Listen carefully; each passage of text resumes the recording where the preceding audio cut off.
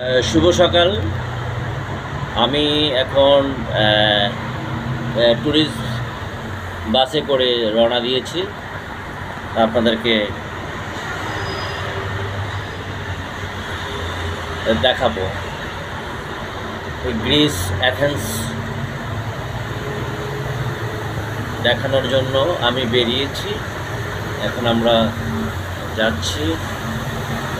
এখন দেখা যাক গাড়ি যে ঢুকেছে। আমি আমার হাতের ডানে হচ্ছে জাদুঘর। এই এই একটু সামনেই এই এই এই ডান দিকে হচ্ছে আমি যেখানে থাকি, হেলাল ভাইয়ের বাসা। এই ডান দিকে ওই যে এখন আমরা চলে যাব সোজা। এখানে প্রতিটা বাড়ির সামনেই হচ্ছে কমলা গাছ, কিন্তু খাওয়ার কেউ নেই। প্রচণ্ড ঠান্ডা বাইরে, তারপরও মানে কথায় আছে না যে ঘরে বসে কী লাভ, তাই না? সময়টা আমাকে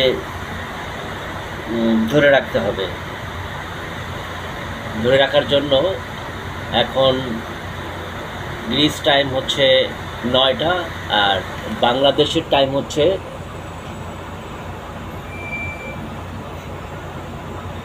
1টা, অর্থাৎ দুপুর 1টা বাংলাদেশ টাইম।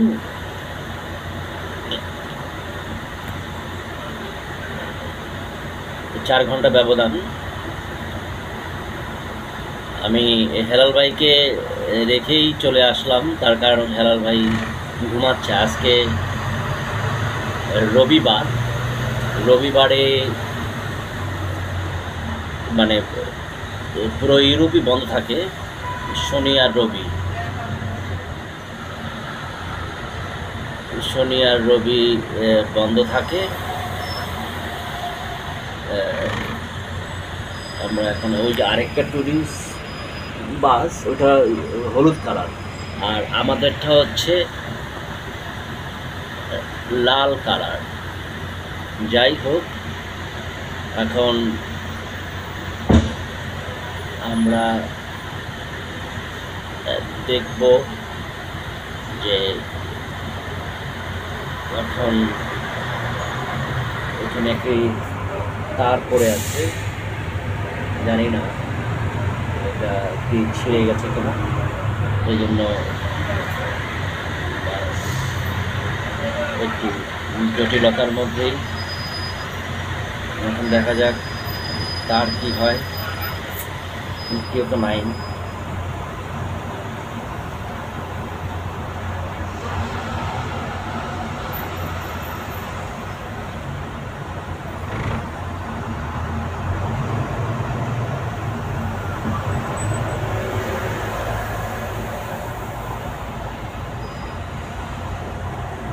আমরা ঠিক যে জায়গাটায় আমি উঠেছি, ঠিক তার অপোজিটই রাস্তা দিয়ে আমাদের যেতে হবে। দেখেন, শুধু একজন নির্দ্বিধায় সে পার হচ্ছে, কোনো রকমই নাই, কোনো লোক নাই, কোনো লোকজন নাই, একদম ফাঁকা। কিন্তু আমাদেরকে রেড সিঙ্গেল দেওয়া, এখন গ্রিন সিঙ্গেল। এখন আমাদের গাড়ি ছেড়ে যাবে। তো এরকম মন মানসিকতা আমাদের করতে হবে।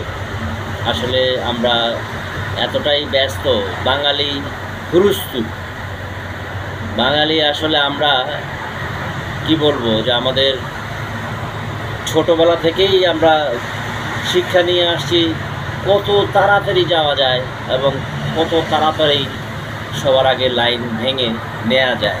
এই বিষয়টা একটু মানে কঠিন,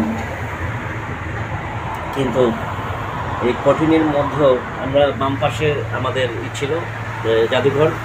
বাসে আমি একাই, এই যে বাস, পুরো বাসটাই এখন আমাকে নিয়ে যাচ্ছে, আর কোনো লোক নাই, টুরিস্ট নাই বলতে গেলে, আমি একাই। যাই হোক, আমাদের আমাকে নিয়ে তারা ছুটছে।